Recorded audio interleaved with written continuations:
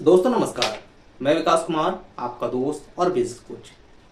दोस्तों, फ्री व्यापार स्कूल में मैं हमेशा आपको नए नए बिजनेस आइडिया और नए नए बिजनेस टिप्स देता रहता हूँ। तो दोस्तों, इस बीच आप लोगों के बहुत सारे इनपुट्स आ रहे हैं, आप लोगों की क्वेरीज आ रही हैं कि सर मुझे एनओसी के प्रोसेस को समझना है, उसको कैसे किया जाएगा, एनओसी के प्रोसेस को कैसे एग्जीक्यूट किया जाए कि वो इजी वे में हो जाए, और उसमें कितने एक्सपेंसेस आ रहे हैं, इन सब चीज़ों को आप मुझे बताइए। दोस्तों, आज का ये जो वीडियो है पूरा ही एनओसी के प्रोसेस पे डिपेंड है।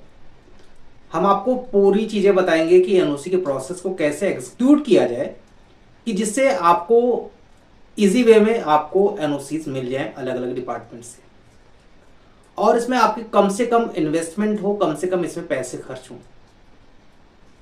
तो दोस्तों चलिए वीडियो को शुरू करते हैं। इससे पहले आपसे रिक्वेस्ट है कि अगर आप चैनल पर नए हैं तो चैनल को सब्सक्राइब कर दीजिएगा, बेल आइकन को प्रेस कर दीजिएगा, जिससे में आने वाली वीडियोस का नोटिफिकेशन आपको मिलती रहे।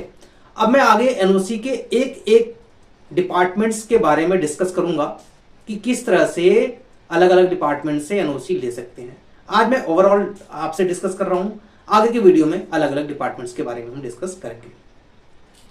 सबसे पहले दोस्तों हम जानते हैं कि एनओसी के प्रोसेस को स्टार्ट करने के लिए क्या सिस्टम होता है और एनओसी में कौन कौन से ऐसे डिपार्टमेंट्स हैं जहां से एनओसी हमको लेनी पड़ती है। सबसे पहले दोस्तों हम बात करें, अगर आपको एलओआई लेटर ऑफ इंटेंट मिल गया है तो उसके साथ आपको ड्राइंग और एक कंसेंट लेटर आपको आपकी ओएमसी ऑयल मार्केटिंग कंपनी से मिलती है। उस कंसेंट लेटर को और डिफरेंट डिफरेंट जो ड्राइंग्स मिले हुए हैं अलग अलग डिपार्टमेंट्स के लिए, उनकी फाइल को प्रिपेयर करके आपके डीएम ऑफिस में, जो सप्लाई ऑफिस होता है, वहां पे इसको सबमिट करना होता है। दोस्तों सबसे पहले हम चीजों को डॉक्यूमेंटेशन प्रॉपर तरीके से होना चाहिए। दैट इज कि जब आप अलग अलग डिपार्टमेंट के लिए अपने एनओसी के एप्लीकेशंस को सबमिट करने जाएंगे तो सबसे पहले आपको अलग अलग डिपार्टमेंट्स के लिए फाइल अच्छे तरीके से बना लेनी है, जिसमें आपकी पर्सनल डिटेल, एलओआई की कॉपी, जमीन के पेपर, लीज डीड के पेपर, खसरा खतौनी, लैंड कन्वर्जन अगर हो चुका है तो लैंड कन्वर्जन की डिटेल, ये सारी फाइल्स को बना के आपको अपने डीएम ऑफिस में इसको सबमिट करना है। अब यहां पे डीएम ऑफिस क्या करता है, अलग अलग डिपार्टमेंट्स को ये लेटर और ड्राइंग्स भेजता है। अब उस लेटर और ड्राइंग्स को अलग अलग डिपार्टमेंट में जाने के बाद आपको इंडिविजुअली जाके डिपार्टमेंट में आपको फॉलोअप लेना पड़ता है। अब इन सारे प्रोसेस में बहुत सारी समस्याएं और बहुत सारी प्रॉब्लम्स आती हैं। दोस्तों किसी भी वर्क को करने का एक मॉड्यूल होता है, एक तरीका होता है कि अगर आप उस तरीके से उस मॉड्यूल से किसी वर्क को करते हैं तो वो वर्क आपका टाइम पे एग्जीक्यूट भी हो जाता है और उसमें जो होने वाले एक्सपेंसेस हैं वो भी कम होते हैं। तो एनओसी के प्रोसेस को, फाइल्स को मूव करने के लिए, उनका फॉलोअप करने के लिए एक मॉड्यूल तैयार करना जरूरी है। उस मॉड्यूल के तहत ही आपको सारे अपने एप्लीकेशंस और फॉर्म्स को अलग अलग डिपार्टमेंट्स में मूव करना है और उसी तरह से फॉलोअप भी करना चाहिए। डीएम एनओसी की बात करें तो दोस्तों डीएम एनओसी कुछ भी नहीं है। डीएम एनओसी क्या है, सारे एनओसीज का एक फाइलर होता है। सारे एनओसीज को लेने के बाद डीएम आपके उस रिटेल आउटलेट के लिए एक एनओसी प्रोवाइड करता है। अब इसमें अलग अलग डिपार्टमेंट्स हैं, अलग अलग एनओसीज के लिए आपको जाना पड़ता है। जो उसमें डिपार्टमेंट्स हैं दोस्तों, उसमें जैसे आपका अगर पीडब्ल्यूडी है वो स्टेट पीडब्ल्यूडी हो सकता है, नेशनल हाईवे हो सकता है, पॉल्यूशन का सर्टिफिकेट हो सकता है, फॉरेस्ट का सर्टिफिकेट हो सकता है, forest NOC, fire NOC, electrical NOC, police NOC, SDM NOC, और साथ में ही अगर किसी लोकल अथॉरिटी का है तो वहां पे डेवलपमेंट अथॉरिटी का भी आपको एनओसी लेना पड़ता है। सपोज दैट किसी टाउन में आपका लगाता है तो वहां पे टाउन एंड कंट्री प्लानिंग के अकॉर्डिंग भी आपको वहां से एनओसी लेनी पड़ती है। कोई म्युनिसिपल कॉर्पोरेशन है तो वहां से भी आपको एनओसी लेनी पड़ती है। तो कुल मिला के देखा जाए तो 12 से 15 ऐसे डिपार्टमेंट्स हैं जहां से आपको एनओसी लेनी पड़ती है, बट ये डिपेंड करता है अलग अलग लोकेशंस पे। अलग अलग लोकेशन, दैट इज अगर वो रूरल है तो रूरल के अकॉर्डिंग वहां पे होंगे, वहां पे पंचायत का हो सकता है। अगर वो अर्बन एरिया है तो वहां पे अथॉरिटी भी हो सकती है, म्युनिसिपल कॉर्पोरेशन भी हो सकता है। तो इन सब सारी चीज़ों को आपको ध्यान रखने की ज़रूरत है। इसमें जो सबसे मोस्ट इंपॉर्टेंट थिंग है वो है आपका लैंड कन्वर्जन।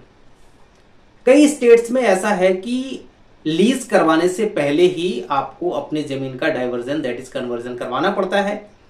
एग्रीकल्चर लैंड को नॉन एग्रीकल्चर लैंड में कन्वर्ट कराना पड़ता है। उसके लिए कई सारे प्रोसेस हैं, कई सारे स्टेप्स हैं। तो हम आज सबसे पहले इस पर डिस्कस करेंगे कि लैंड कन्वर्जन के क्या प्रोसेस हैं। दोस्तों अलग अलग स्टेट में अलग अलग प्रोसेस हो सकते हैं, तो मैं कुछ स्टेट की इसको आपको डिफाइन करूंगा, उनके प्रोसेस को समझाऊंगा कि अगर आपको लैंड कन्वर्जन करवाना है तो कैसे आप उसको करवा सकते हैं। लैंड कन्वर्जन की बात करें तो हर एक स्टेट के अपने अलग अलग रूल और रेगुलेशंस होते हैं। हम बात कर रहे हैं जैसे यूपी की बात करें तो वहां पे एक है 143 सेक्शन 80C। उसमें क्या है कि लैंड यूज को चेंज करते हैं। अगर वो एग्रीकल्चर है तो उसको नॉन एग्रीकल्चर में कन्वर्ट किया जाता है। नॉन एग्रीकल्चर में कन्वर्ट करने के लिए उसमें क्या क्या प्रोसेस होते हैं, इन सारी चीजों को आपको समझने की जरूरत है। तो मैं आपको बताता हूं कि किस तरह से लैंड कन्वर्जन किया जाता है। दोस्तों लैंड कन्वर्जन करने के लिए सबसे पहले तो वो जो लैंड है, जो खसरा नंबर है या खतौनी नंबर है, उसमें जितने भी लैंड होल्डर हैं, जितने भी ओनर और को ओनर्स हैं, सबके अपने सेल्फ डिक्लेरेशन के एक फॉर्म होता है, उसको आपको फिलअप करना पड़ता है। इसके साथ ही जो उस एरिया का मैप होता है, उस जमीन का मैप होता है जो रेवेन्यू डिपार्टमेंट का होता है, वो मैप आपको अटैच करना पड़ता है। साथ में ही वहां का सर्कल रेट क्या है, इसका भी आपको डॉक्यूमेंट अटैच करना पड़ता है। ये डॉक्यूमेंट आपको एसडीएम के द्वारा इसको आप ले सकते हैं। साथ में ही अपडेटेड खसरा सर्टिफिकेट और अपडेटेड खतौनी का सर्टिफिकेट भी आपको अटैच करना पड़ता है। ये सारी चीजें डॉक्यूमेंट्स एक अच्छे से फाइल बनाने के बाद इसको आपको एसडीएम के पास ऑनलाइन या ऑफलाइन इसको सबमिट करना पड़ता है। जब एसडीएम को आप ये अपनी फाइल्स को सबमिट कर देते हैं तो एसडीएम उसको रिव्यू करता है और रिव्यू करने के बाद जो वहां के तहसीलदार होते हैं उनको फॉरवर्ड कर देता है कि आप उस साइट का इंस्पेक्शन करें। तहसीलदार क्या करता है कि वहां का जो लोकल पटवारी होता है या फिर लेखपाल होते हैं उनको ये फॉरवर्ड कर देता है। लेखपाल या पटवारी आपकी उस एरिया में आपकी उस जमीन को वेरीफाई करते हैं, वहां के सर्कल रेट को देखते हैं, उनके सारे जितने भी कोनर्स हैं उनसे वो डिस्कस करते हैं, उनसे जाके डायरेक्टली मिलते हैं कि कोई आपको ऑब्जेक्शन तो नहीं है, इन्होंने एक फाइल लगाई हुई है, क्या इससे आपको कोई दिक्कत तो नहीं है। इस तरह से करने के बाद एक रिपोर्ट फिर रिवर्स प्रोसेस में जाती है। रिवर्स प्रोसेस दैट इज कि वो जो पटवारी या लेखपाल है वो रिपोर्ट लगाते हैं तहसीलदार को और तहसीलदार रिपोर्ट लगाते हैं एसडीएम को, सब डिविजनल ऑफ मजिस्ट्रेट को। इसके बाद क्या होता है कि अगर उसमें कोई क्वेरी है तो एसडीएम उस क्वेरी को तहसीलदार को भेजता है और उस क्वेरी को जल्दी से जल्दी रिजॉल्व किया जाता है। विद इन 7 डेज या 8 डेज में उस क्वेरी को रिजॉल्व किया जाता है। ये सारी चीज होने के बाद जो है एसडीएम उसका फीस कैलकुलेशन करवाते हैं जो रजिस्ट्रार के थ्रू होता है। वहां का जो भी फी होता है, जैसे यूपी का फीस है, जो भी आपकी प्रॉपर्टी है उसका 2% आपको देना पड़ता है एग्रीकल्चर से नॉन एग्रीकल्चर करवाने के लिए। अलग अलग स्टेट का अलग अलग अपना फीस होता है, अलग अलग पर्पज के लिए अलग अलग फी होता है। तो इसमें 2% आपको फी सबमिट करवानी पड़ती है। 2% फीस सबमिट करवाने के बाद डॉक्यूमेंटेशन प्रॉपर करने के बाद इसमें अप्रॉक्स 20 से 25 दिन का टाइम लगता है और इसके बाद आपको सर्टिफिकेट इशू हो जाता है। अब हम बात करें कि राजस्थान में क्या प्रोसेस है, राजस्थान की भी हम डिस्कस करते हैं। राजस्थान में इस एप्लीकेशन को मूव करने के लिए आपको ऑफलाइन ही करना पड़ता है और इसके लिए सबसे पहले आपको उप निदेशक, जिसे हम डिप्टी डायरेक्टर भी कहते हैं, डिप्टी डायरेक्टर के यहाँ फाइल लगाते हैं। डिप्टी डायरेक्टर इस फाइल को फॉरवर्ड करते हैं डिप्टी कलेक्टर के पास। डिप्टी कलेक्टर इस फाइल को मूव करते हैं तहसीलदार के पास और तहसीलदार इसको फॉरवर्ड करते हैं पटवारी या लेखपाल के पास। सेम प्रोसेस है, सेम स्टेप होते हैं, बस यहाँ पे थोड़ा सा डिफरेंस है, वो फीस का डिफरेंस है। फीस यहाँ पे अलग अलग पर्पस के लिए अलग अलग होता है। सपोज दैट कि अगर वो कॉलोनी या रेसिडेंस के लिए है तो उसकी फीस अलग होगी, कॉमर्शियल पर्पस के लिए है उसकी फीस अलग होगी। कोई आप वहां पे इंडस्ट्री सेटअप करना चाहते हैं, स्मॉल स्केल इंडस्ट्री सेटअप करना चाहते हैं तो उसकी फीस अलग है। तो इस तरह से इसको हमें क्या करवाना है, रिटेल आउटलेट के लिए आपको कॉमर्शियल करवाना पड़ेगा। कॉमर्शियल के लिए वहां पे जो फीस है वो 10% जो भी वहां पे आपका सर्कल रेट चल रहा होता है वहां का 10% आपको नॉन एग्रीकल्चर करवाने के लिए पे करना पड़ता है। तो देखा जाए तो इस प्रोसेस में फीस को हम डायरेक्टली कैलकुलेट नहीं कर सकते हैं कि कितनी इसमें फीस जानी है। लैंड कन्वर्जन में वो डिपेंड करता है, अलग अलग स्टेट के अलग अलग फीस स्ट्रक्चर के ऊपर डिपेंड करता है।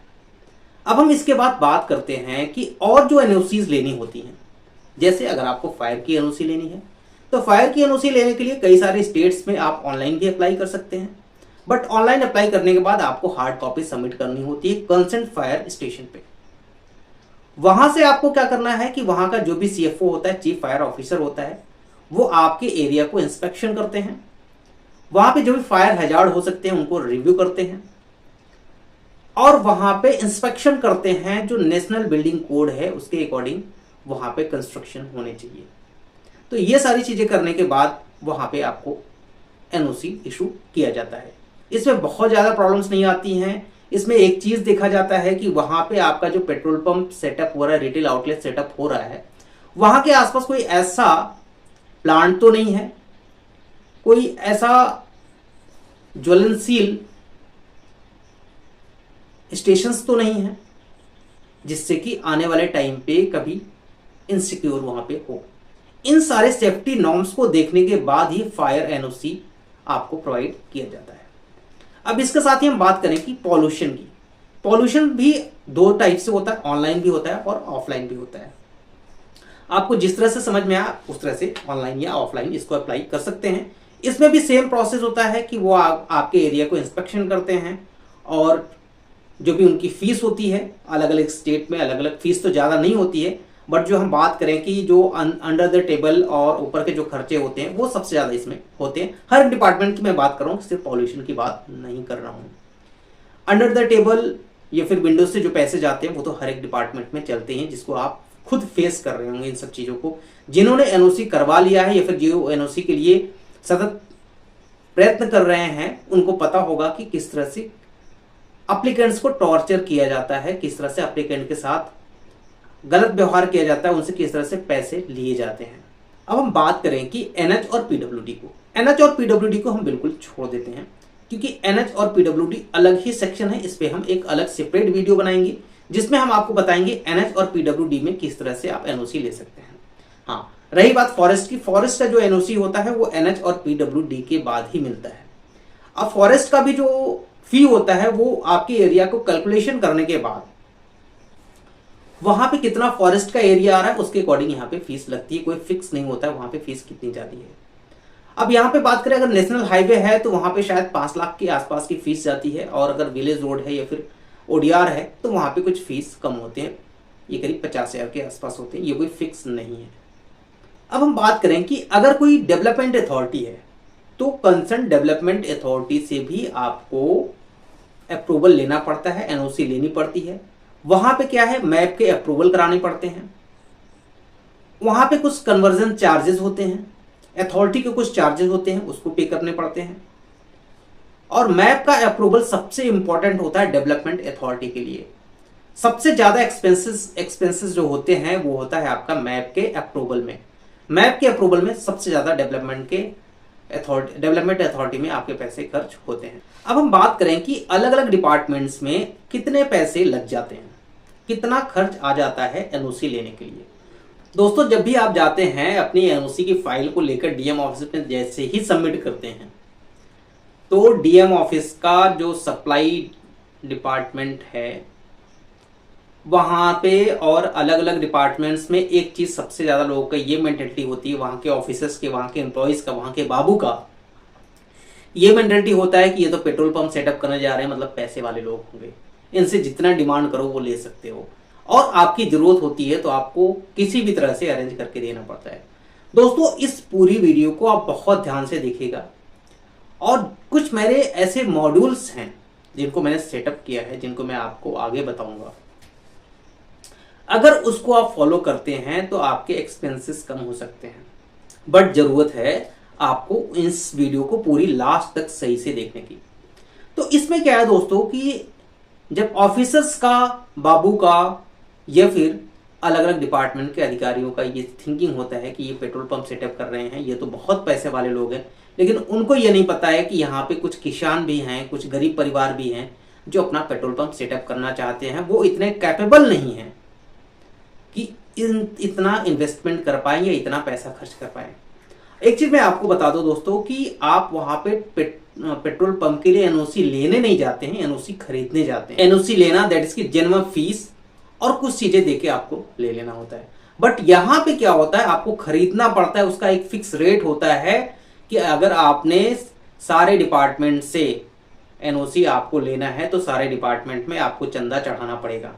अंडर द टेबल या फिर विंडो सिस्टम, आप जो भी कहें, जब तक आप वो नहीं देंगे तब तक आपकी फाइल कहीं ना कहीं होल्ड पे डली रहेगी। कुछ ना कुछ समस्याएं आपके फाइल में आती रहेंगी। जैसे ही आप चंदा चढ़ाएंगे, जैसे ही आप पैसा देंगे, वैसे ही आपकी फाइल 100% डन हो जाएगी। अब हम बात करते हैं कि अलग अलग डिपार्टमेंट में किस डिपार्टमेंट में कितना पैसा लगता है। हम सबसे पहले बात करते हैं फायर की। फायर की एनओसी लेने के लिए आपको अपनी एप्लीकेशन के साथ साथ ये 15 से 20 दिन का प्रोसेस होता है मैक्सिमम। इसमें जो पैसे की बात करें तो कम से कम 20 से 25 हजार रुपए आपके इसमें खर्च हो सकते हैं। सेम बात करें कि पॉल्यूशन की बात करें तो पॉल्यूशन के लिए भी आपको 20 से 25 हजार रुपए के आसपास का इन्वेस्टमेंट या आसपास खर्च हो सकते हैं। किसी किसी स्टेट में, किसी किसी डिस्ट्रिक्ट में हो सकता है थोड़े कम हो, थोड़े ज्यादा हो, बट ये मान के चलिए कि कम से कम 20 से 25 हजार रुपए आपके खर्च होने हैं। अब हम बात करें कि एसडीएम, जो एसडीएम आपको एनओसी देते हैं, आपकी लैंड को वेरीफाई करते हैं, इसके बाद वहां पे एनओसी देते हैं। यहाँ पे सबसे इंपॉर्टेंट काम एसडीएम का होता है। तो वहां पे भी आप ये मान के चलिए कि 20 से 30 हजार रुपए के आसपास आपके इसमें खर्च आ जाते हैं एसडीएम एनओसी लेने में। अब हम बात कर लेते हैं कि पुलिस की एनओसी लेने में भी करीब 20 से 25 हजार रुपए, जिसे हम एसपी एनओसी भी, एसएसपी एनओसी भी कहते हैं, 20 से 25 हजार रुपए यहाँ पे भी लग जाता है। अब इसी तरह से जो आपका फॉरेस्ट का होता है, फॉरेस्ट का तो कुछ फिक्स नहीं है, वहाँ के अलग अलग डिपार्टमेंट्स, फॉरेस्ट में कुछ अलग ही होता है। फॉरेस्ट का जो होता है वो सर्कल रेट के अकॉर्डिंग होता है, तो वो आपको पे करना पड़ेगा। अब यहाँ पे जब सारी एनओसी आ जाती हैं, अब यहाँ पे बात आती है कि आपको डीएम एनओसी कैसे मिलेगी। सारे डिपार्टमेंट से एनओसी आने के बाद भी डीएम एनओसी आपको नहीं प्रोवाइड करते हैं। क्यों? क्योंकि जब भी आप जाएंगे तो डीएम आपको बोलेंगे आप जाके सप्लाई डिपार्टमेंट से बात कीजिए। सप्लाई डिपार्टमेंट बोलेगा कि अभी ये फाइल नहीं तैयार है, अभी वो फाइल तैयार नहीं है। डायरेक्टली आपसे कोई भी पैसा नहीं मांगेगा।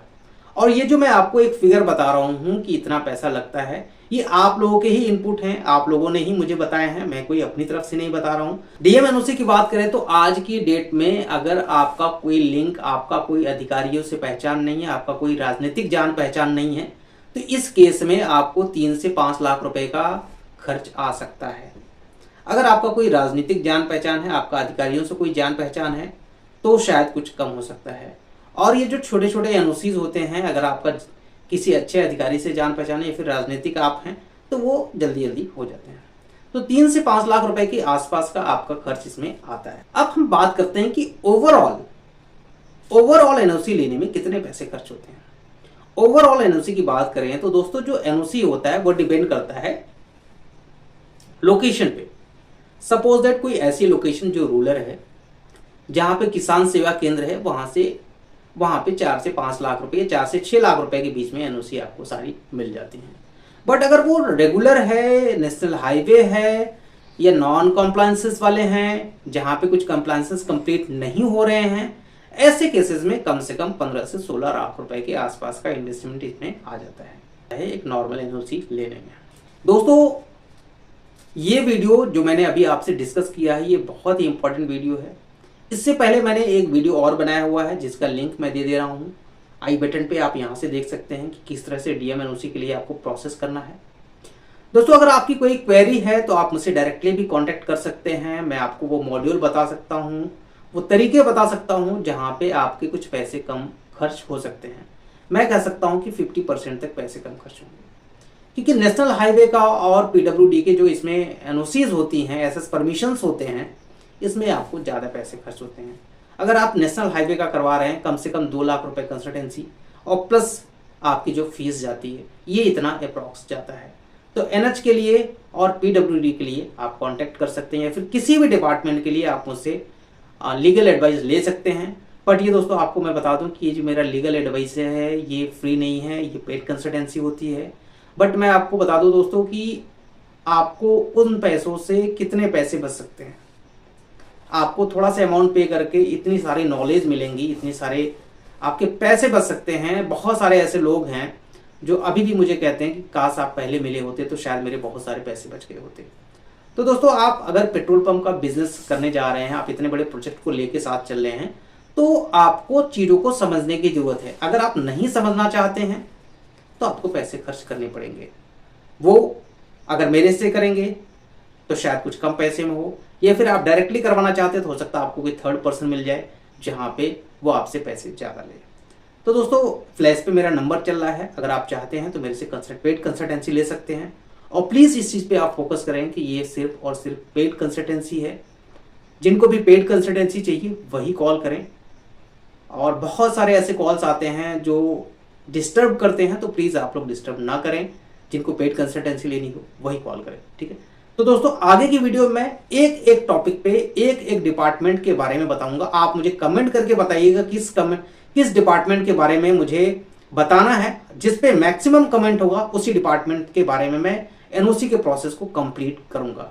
और इस तरह से कंप्लीट करूंगा, विद डॉक्यूमेंटेशन करूंगा कि लैंड कन्वर्जन में कौन कौन से फॉर्म लगते हैं, कौन कौन से फॉर्म फिलअप करने होते हैं, और मैं एक एक चीजों को उसमें कंप्लीट करने वाला हूं, ठीक है। तो दोस्तों मिलते हैं नेक्स्ट वीडियो में, तब तक के लिए धन्यवाद।